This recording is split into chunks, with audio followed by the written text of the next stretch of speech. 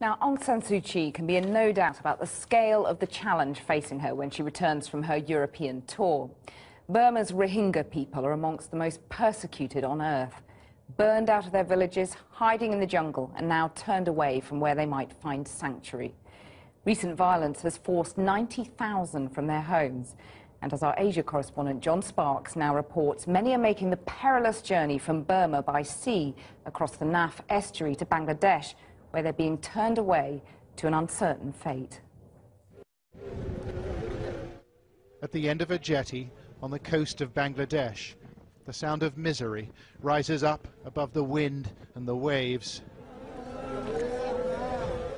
140 men and boys have been caught by the Coast Guard.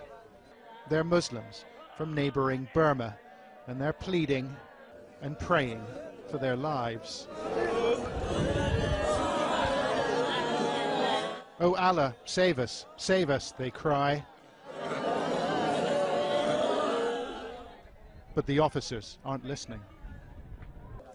After weeks of violence in northwest Burma, members of the Muslim minority, called the Rohingya, are trying to flee. But no one wants them.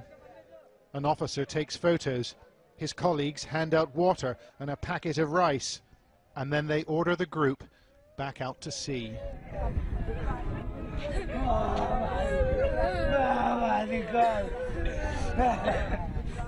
Their boats are leaking and they're badly overloaded.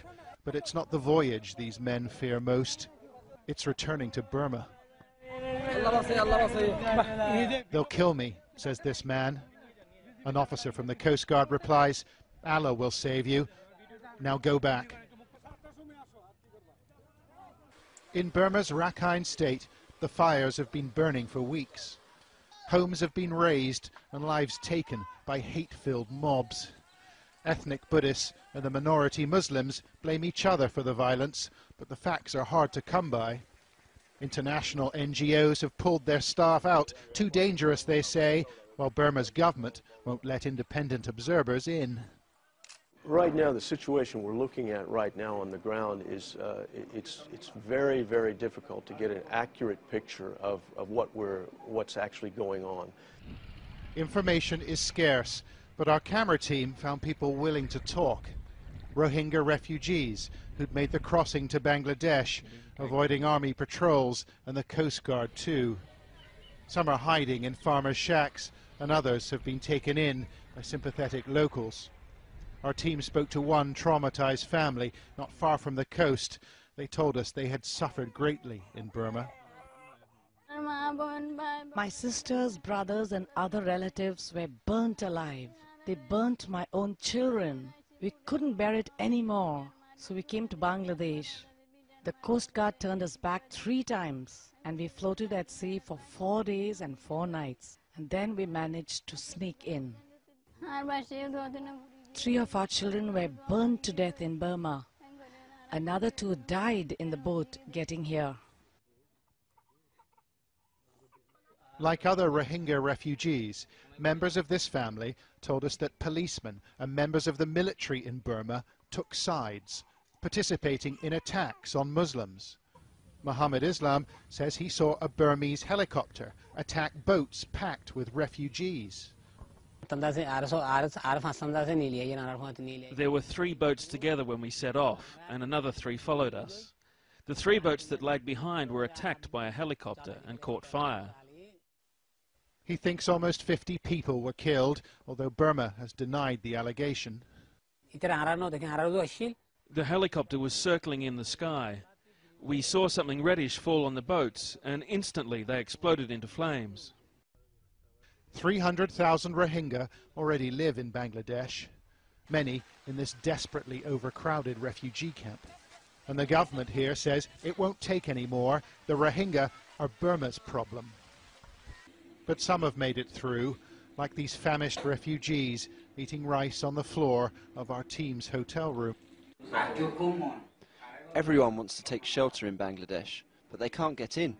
The police are everywhere. Mr. Shakur painted a distressing picture of his hometown, of residents and neighbours consumed by hate and bloodlust. They slashed our children. They put a sharp sword on the ground. They held infants above the sword and let the infants fall on it. They killed the babies that way. Did you see this happen? We asked him. Yes, I did. I saw it with my own eyes. They are shocking allegations, but is anyone prepared to listen? Burma's opposition leader, Aung San Suu Kyi, was feted in Europe for her stand against the country's military leaders, but she chose not to speak up for the Rohingya last week. She said she didn't know whether they were Burmese. We don't know what happened to the men and the boys we filmed on the jetty in the Bangladeshi town of Teknaf. A local contact said 5 of the boats pushed back into the sea had disappeared by the next morning. But like much of the testimony we've heard, we've been unable to verify it. It's a catastrophe for a little-known group of people that nobody seems to want. Only dialogue and generosity and human decency will prevent further loss of life.